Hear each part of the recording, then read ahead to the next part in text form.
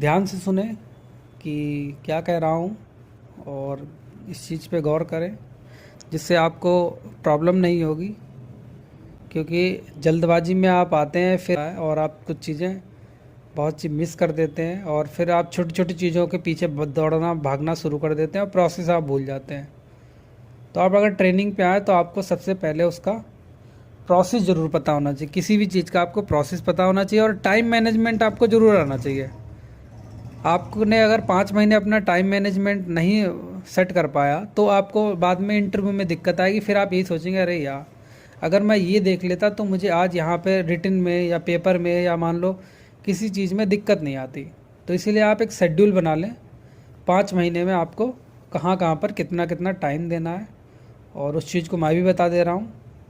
तो आप शेड्यूल एक बना लें, ठीक है। और फॉर्मेट मैं दे चुका हूँ सबको ट्रेनिंग का, तो उसमें भी ये नहीं कि सारी चीज़ें आपको बिल्कुल एकदम रटी होनी चाहिए उस फॉर्मेट में। हाँ, लेकिन मेन चीज़ें, कुछ चीज़ें आपको उसमें बहुत ही इम्पोर्टेंट है वो पता होना चाहिए, ठीक है। तो क्या क्या चीज़ें पता होना चाहिए, क्या क्या चीज़ें नहीं पता होना चाहिए, वो मैं आपको अभी बता रहा हूँ, ठीक है। और आपके लिए आने के लिए, ट्रेनिंग पे आने के लिए बेस्ट ऑफ लक सभी के लिए। तो ध्यान से सुनिए और मैं आपको कुछ अच्छी इन्फॉर्मेशन ही दूंगा, गलत तो नहीं दूंगा। Hello guys, welcome to my YouTube channel. Please subscribe my channel and share video and press the bell icon. तो आज का जो टॉपिक है वो ट्रेनिंग से रिलेटेड है कि जब बच्चे ट्रेनिंग पे आएंगे तो उनका क्या शेड्यूल रहेगा और उनको क्या करना चाहिए। क्योंकि कुछ लोग क्या करते हैं, आते ही आते कुछ लोग अपने मिल हाउस पे ही स्टार्ट कर देते हैं और मिल हाउस पे ही रहते हैं, ट्रेनिंग ख़त्म हो जाती है। उनको यही नहीं समझ में आता है कि हमें क्या करना है क्या नहीं करना है। कोई शेड्यूल ही नहीं बनाते हैं कि कितना टाइम किस चीज़ को देना है और उसमें क्या चीज़ देखनी है जो हमारे इंटरव्यू के लिए फ़ायदेमंद रहेगी। कुछ लोग आते हैं कि अपना पूरा 5 महीने वो सिर्फ टाइम बिताने में ही ख़त्म कर देते हैं कि अरे टाइम बीत जाए, वो जब मैं जॉब पे आऊँगा तब भी यही चीज़ें मिलेंगी। लेकिन आप लोग ये बिल्कुल भूल जाते हैं कि जब आप जॉब पे आएंगे तो आपके पास में एक ट्रेनिंग के टाइम पे आपके पास रिस्पॉन्सिबिलिटीज़ धीरे धीरे बढ़नी शुरू हो जाती हैं। तो ट्रेनिंग टाइम यही होता है कि जिसमें आप कहीं भी कैसे भी घूमते रहिए और चीज़ों को सीखते रहिए, कोई परेशानी नहीं आती है। लेकिन आप जब जॉब पे आ जाएंगे तो फिर आपके लिए एक लिमिटेड एरिया हो जाएगा, फिर आप ज़्यादा से ज़्यादा नहीं सीख पाएंगे, फिर आप पे रिस्पॉन्सिबिलिटीज़ आ जाएंगी, शिफ्ट में डाल दिया जाएगा। तो आपको बाद में परेशानी होगी और इंटरव्यू में भी दिक्कत सी आएगी आपको।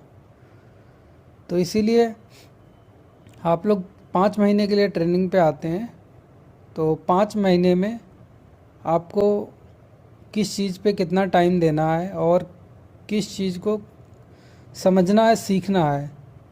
कुछ लोग क्या करते हैं कि बहुत सी छोटी छोटी अंदर गहराइयों में घुस जाते हैं और प्रोसेस उनको पता नहीं रहता है, ठीक है। तो सबसे मेन मकसद जो रहता है, सबसे पहला वो रहता है कि आप चीज़ों को ऑब्ज़र्व करें, देखें और उसको समझें कि उसका वर्किंग क्या हो रहा है, ठीक है। उसकी डिटेल्स तो बात की बात है, पहले आप उसका वर्किंग समझ लीजिए। क्योंकि मान लो कैरियर है, कैरियर में आपको कैरियर की स्पीड निकालनी आनी चाहिए और छोटे मोटे आपको पार्ट्स पता होने चाहिए। ये नहीं कि उसके पूरी डिटेल आपको पता होनी चाहिए कि वेयरिंग नंबर क्या है, वेयरिंग क्या है, साफ्ट की हेड साफ्ट कितनी डाया है, कितना लेंथ है, उस चीज़ पे ज़्यादा गौर नहीं।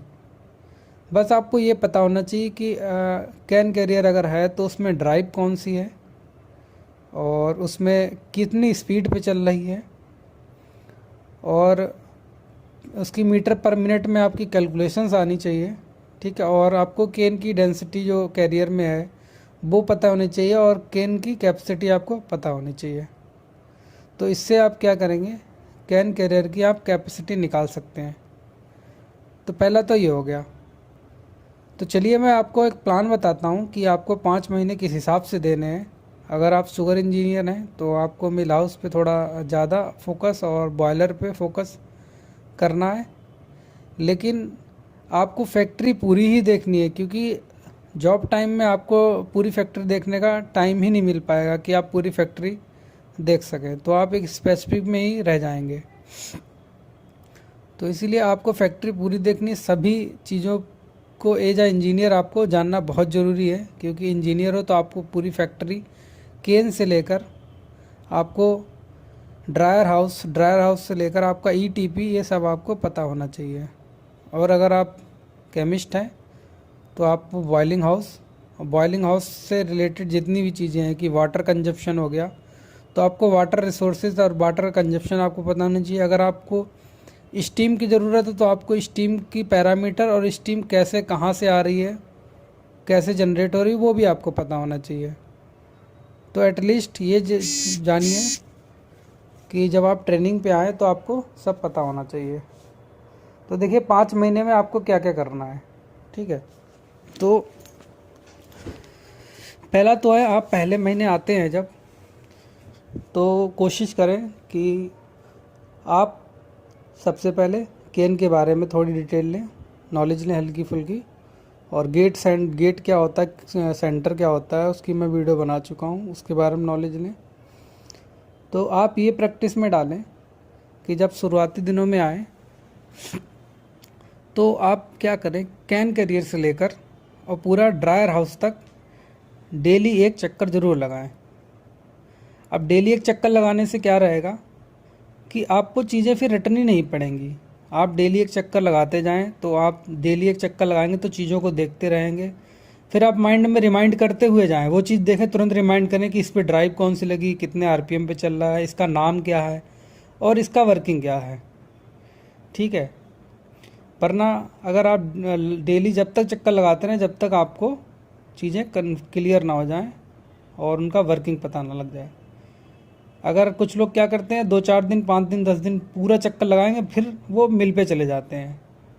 सबसे बड़ी गलती वही करते हैं, और पूरा टाइम उनका कब बीत जाता है मिल पे तो पता ही नहीं लगता, बाकी चीज़ें वो कवर ही नहीं कर पाते हैं। फिर वो जल्दी जल्दी में सिर्फ दौड़ते रहते हैं, तो पूरी तरीके से कवर ही नहीं होता है।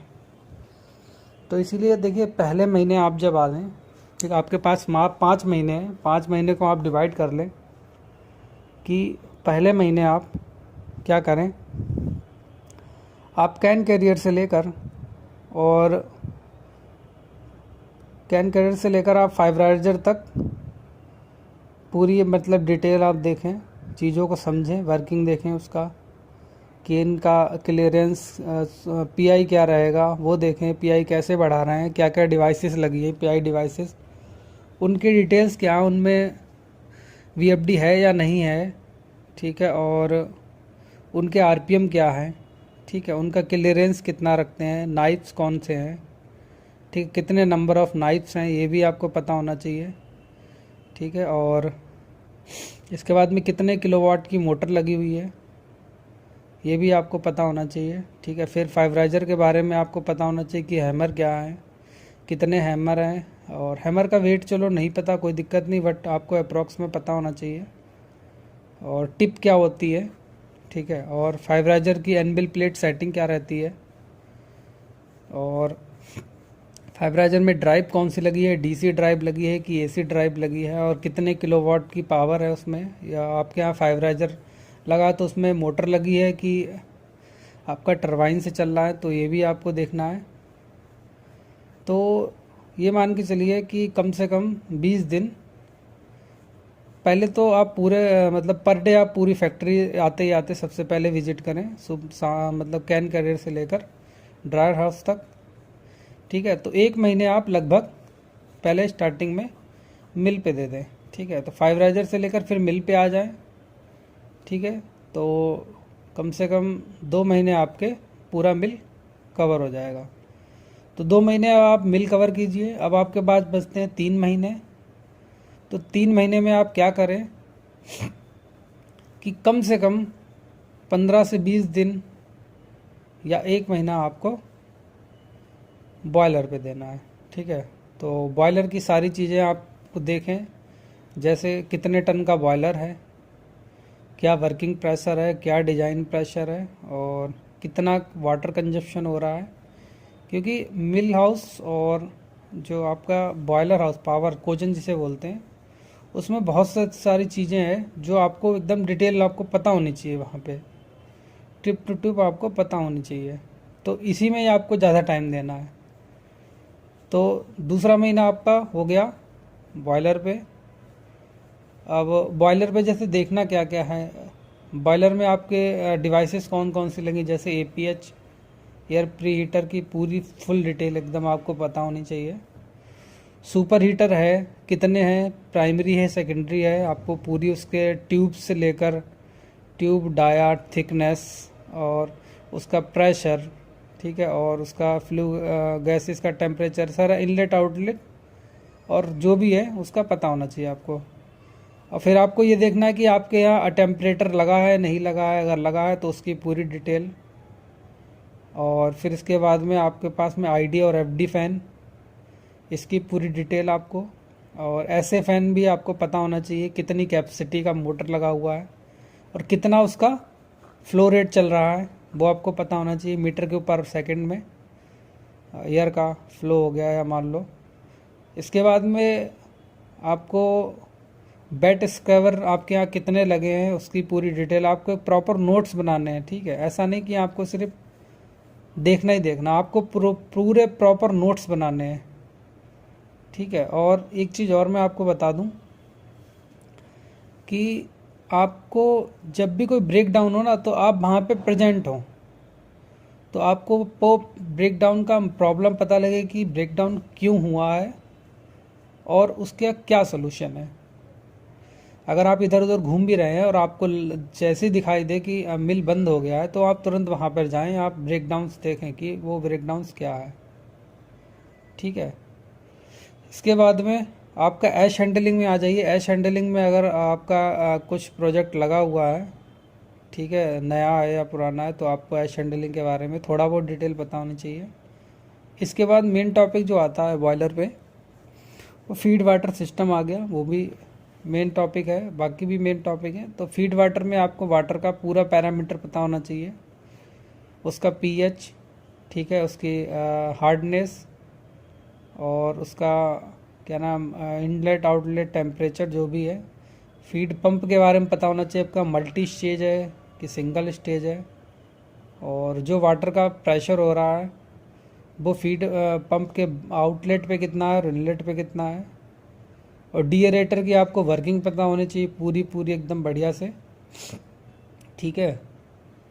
और कंडेंसेट जो आता है आपका, वो कौन सी बॉडी से आ रहा है वो भी आपको पता होना चाहिए, क्या उसका पैरामीटर रहते हैं।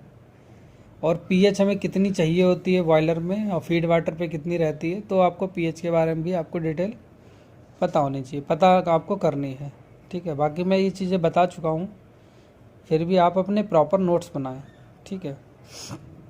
इसके बाद में आपके 3 महीने हो गए, 2 महीने आपके हो गए कैरियर और मिल और बॉयलर, 3 महीने हो गए। अब बचे आपके पास 2 महीने। 2 महीने में आप क्या करें, 2 महीने में आप लगभग 15 से 20 दिन आप बॉयलिंग हाउस में चले जाएं, ठीक है।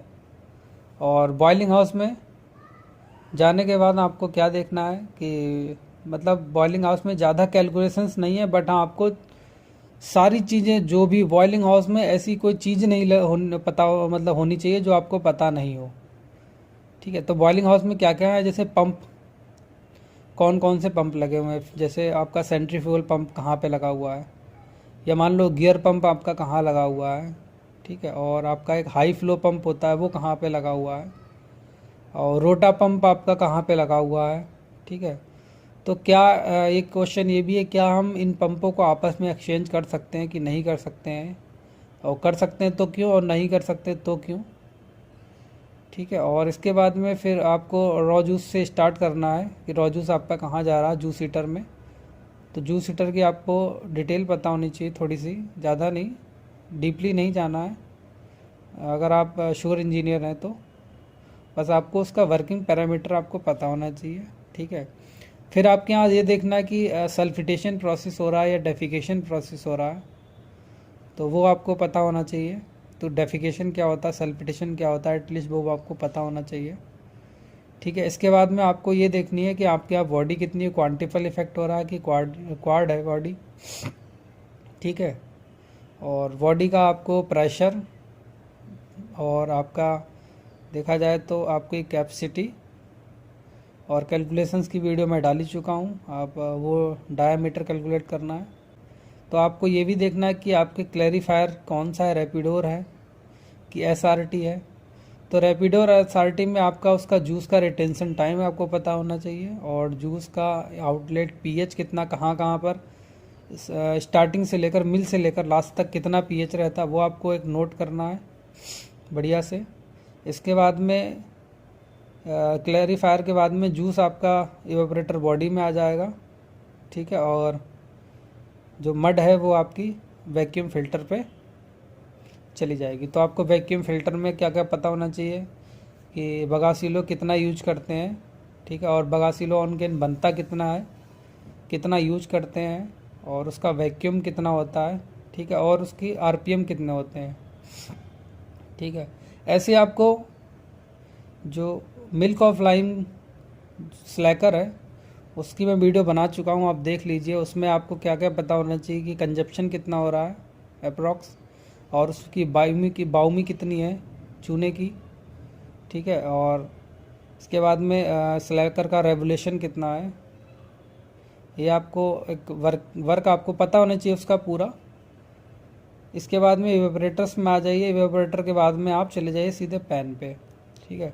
तो पैन पे देखिए कि इंजीनियर के लिए क्या रहता है कि मैकेनिकल सर्कुलेटर लगा है कि नहीं लगा है। तो लगा है तो उसका क्या बेनिफिट्स हैं मैकेनिकल सर्कुलेटर के, ठीक है। और पैन में आपको बॉइलिंग पता होनी चाहिए क्योंकि आपके सेकेंडर में काम आएगी, ठीक है। कितने जोन होते हैं, कितने बॉइलिंग के जोन होते हैं, ठीक है। क्रिस्टल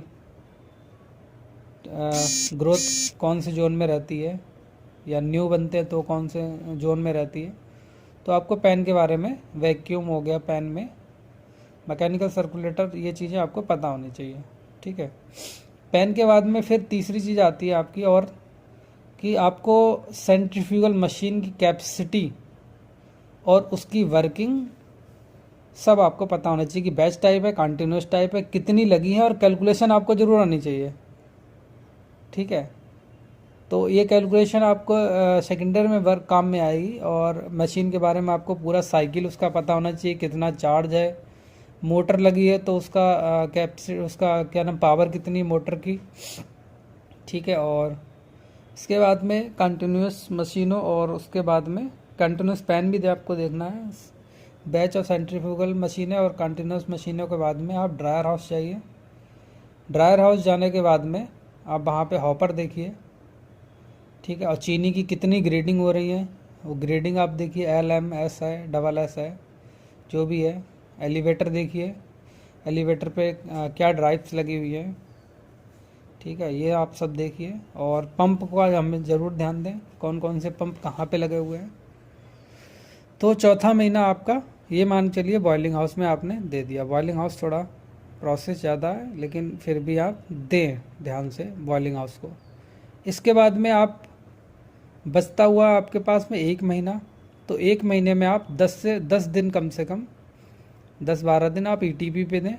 ETP का पूरा प्रोसेस आपको पता होना चाहिए, ठीक है। और इसके बाद में ETP पे आपका क्या क्या प्रोसेस है, ठीक है। और डिफ्यूज़र्स हो गए। और पहली बात तो आपको ETP का पूरा प्रोसेस पता होना चाहिए, और वाटर कितना आ रहा है, कितना आपका बैक जा रहा है, रिटर्न जा रहा है यूज करने के लिए, वो आपकी कैलकुलेशन पता है तो ठीक है, नहीं पता तो आप जानने की कोशिश कीजिए। फिर इसके बाद में 1-2 दिन या 3-4 दिन आप कूलिंग टावर देखिए, ठीक है।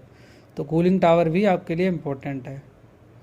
तो लगभग 4 से 4.5 महीने आपके यहाँ हो जाएंगे। फिर जब आपके पास में 15 दिन बचते हैं, तो 15 दिन क्या कीजिए कि पूरी फैक्ट्री विजिट करते रहिए, जिससे क्या है आपका रिकॉल हो जाएगा और आपको ये लगेगा कि हमने सारी चीज़ें मोस्टली कवर कर ली। फिर आपको इंटरव्यू में कोई भी दिक्कत नहीं आने का।